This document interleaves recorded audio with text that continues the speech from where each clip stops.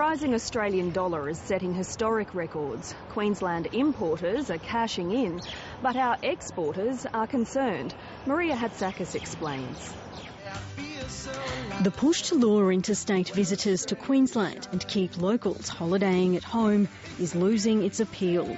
For many Australians, picture-perfect images can't compete with heading overseas and taking advantage of the strong Australian dollar.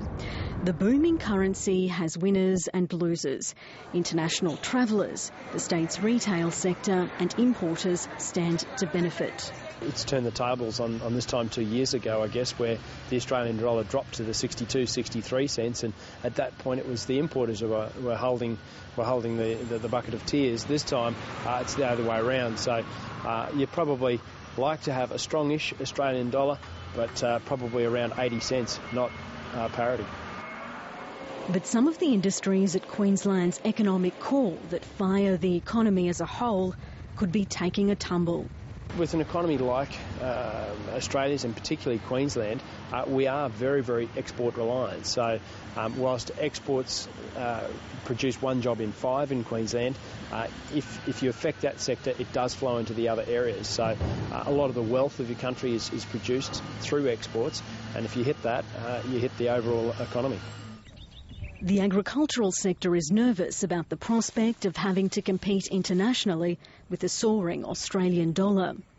Beef producers are expected to be among the hardest hit. They're talking about it, getting up to $1.20.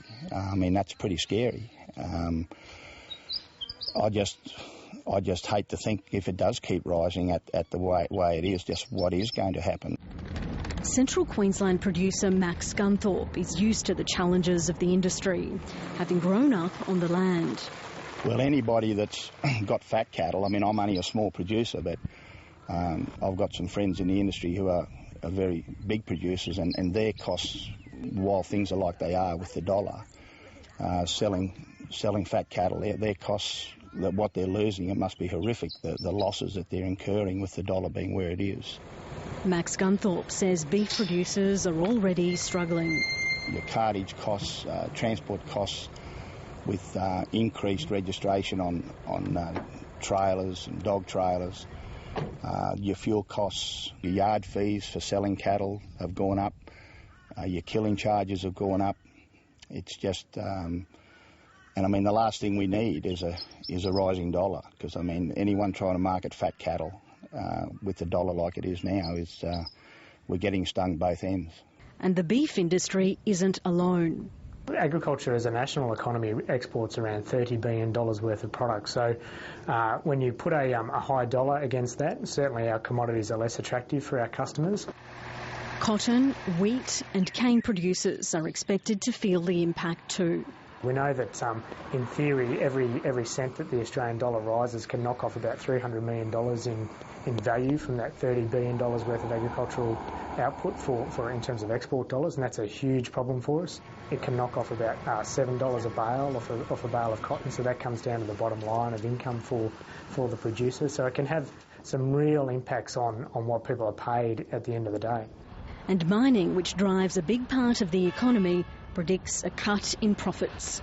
What's happened as recently as the last 3 or 4 months is a further appreciation of anything between 9 and 15% in the exchange rate, and I'd have to say commodity prices haven't risen to compensate for that, so that's meant a hit on the value of our exports when it comes back to Australia in Aussie dollars. But the Queensland Resources Council's Michael Roach says it's nothing to worry about yet. I think everyone will be worried if it roars past parity up to some of the levels that some economists have predicted. I'm not as confident that that's going to occur, but you'll be able to wind back this tape and prove me wrong or prove me right in months to come.